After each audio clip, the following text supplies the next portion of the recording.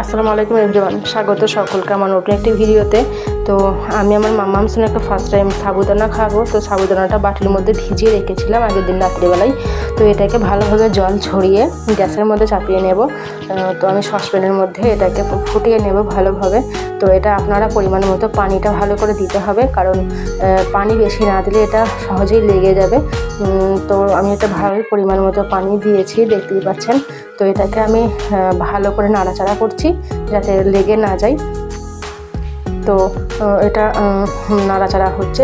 এটা বাচ্চাদেরকে আপনারা অবশ্যই সাবুদানা খাওয়াতে পারেন, কারণ এর মধ্যে অনেক পরিমাণে পুষ্টিগুণ আছে, প্লাস এর মধ্যে ফাইবার আছে। তো এটা আমি এর সঙ্গে একটু ফর্মুলা মিল্ক অ্যাড করব সাবুদানার সঙ্গে। তো আমি এটা নেস্টা মিল্ক প্রিমিয়াম 1টাই অ্যাড করছি, কারণ এটা আমার মামা সোনাকে খাওয়াই। তো আমি 2 চামচ দিয়ে দিয়েছি এখানে ফর্মুলা মিল্ক। তো ভালোভাবে ফুটিয়ে নিচ্ছি। সাবুদানাটা ফুটিয়ে নেওয়ার পর এর সঙ্গে অ্যাড করছি 1 চা চামচ তাল মিছরির গুঁড়ো, কারণ আপনারা আপনাদের বাচ্চাদেরকে চিনি একদমই ব্যবহার করাবেন না। চিনির মধ্যে অনেক খারাপ গুণ আছে, তো চিনি না খাওয়ানোই ভালো বাচ্চাদেরকে। তো এই জন্য আমি তাল মিছরি অ্যাড করেছি। তো ভালোভাবে নেড়ে নিচ্ছি, মিক্সিং করে নিচ্ছি, একটু গাঢ় করব। তো আমার দেখতেই পাচ্ছেন অলমোস্ট কমপ্লিট হয়ে গেছে সাবুদানা। তো এটাকে আমি একটা বাটির মধ্যে ঢেলে নেব, বোল সেটের মধ্যে।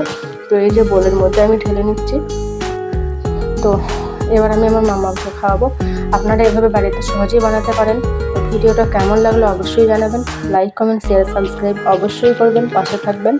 তো সব করলে আপনারা বানিয়ে খাওয়াতে পারেন। Thank you so much watching for my video.